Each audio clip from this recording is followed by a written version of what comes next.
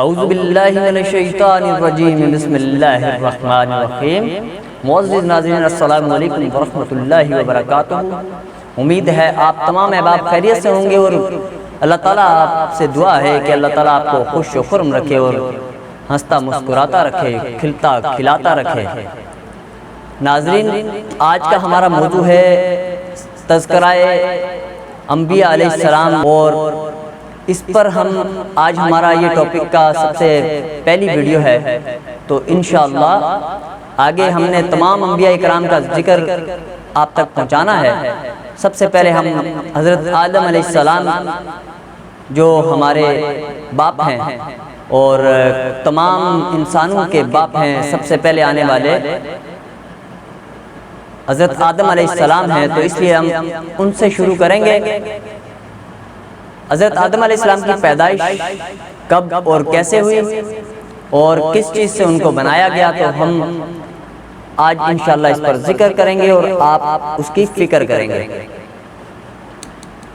حضرت آدم علیہ السلام کو بنانے کی جب اللہ تبارک و تعالیٰ نے ارادہ فرمایا تو اللہ تبارک و تعالیٰ نے فرمایا، بے شک ہم نے تمہارے اصل آدم علیہ السلام کو مٹی سے پیدا کیا۔ مزید ارشاد فرمایا، یاد کرو اس وقت کو جب آپ کے رب نے فرشتوں کو کہا، بے شک میں ایک بشر کیچڑ سے بنانے والا ہوں۔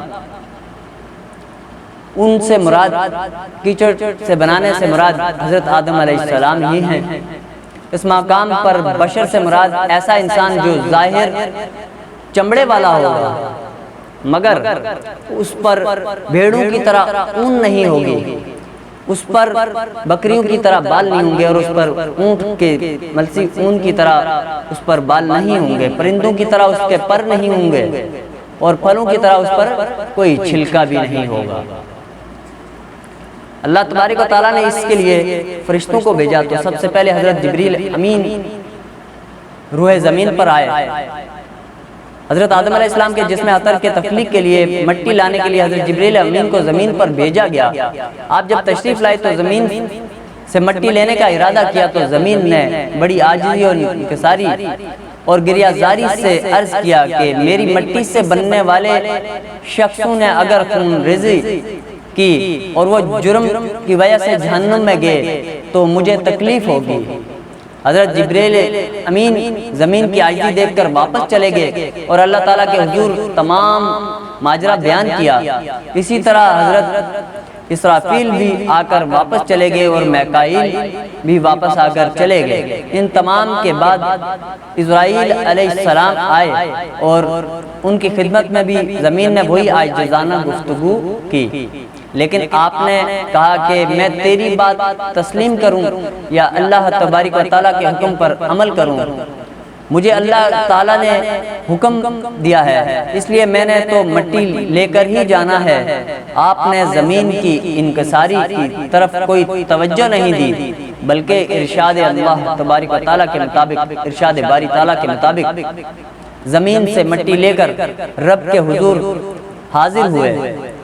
اسی وجہ سے اللہ تبارک و تعالیٰ نے روح قبض کرنے کا جو سلسلہ آخر تک رکھا ہے وہ اسرائیل علیہ السلام کے ہاتھ پر رکھا، ان کے سپرد کیا کہ کہیں ایسا نہ ہو کہ جبرائیل، میکائیل، اسرافیل سے کوئی کسی کے ذمہ لگایا تو روح قبض کرنے کے لیے جائیں تو اس کے اقربا کو روتے دیکھ کر اس طرح چھوڑ کر نہ آ جائیں۔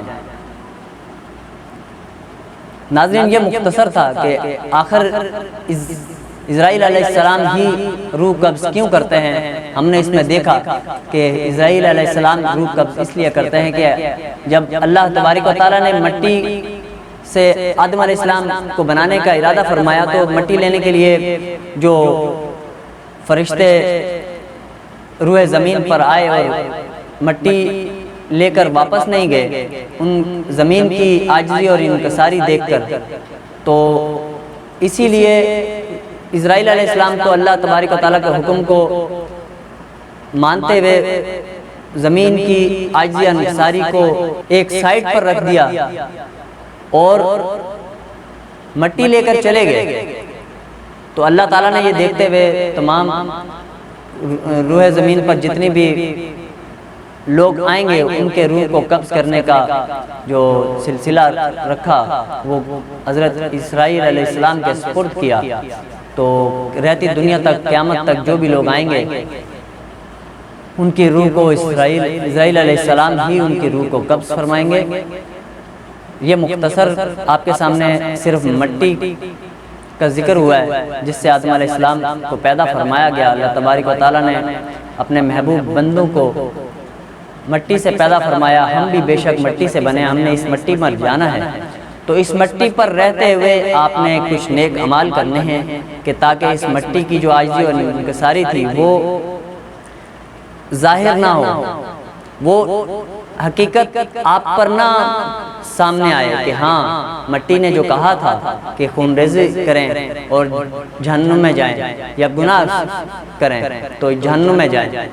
تو آپ نے اس چیز کو رد کرنا ہے. اس چیز کو اللہ تعالیٰ نے اگر ہمیں پسند فرمایا مٹی سے بننا تو ہمیں یہ سکھایا کہ مٹی عاجزی کرتی ہے. عاجز بندے بن جاؤ, اللہ کے مقرب بندے بن جاؤ گے. مجھے امید ہے آپ کو گفتگو پسند آئی ہوگی. پسند آئے تو اس کو لائک بھی کر دیں اور دوسروں تک شیئر کر دیجیے گا. جزاک اللہ خیر. السلام علیکم ورحمۃ اللہ وبرکاتہ.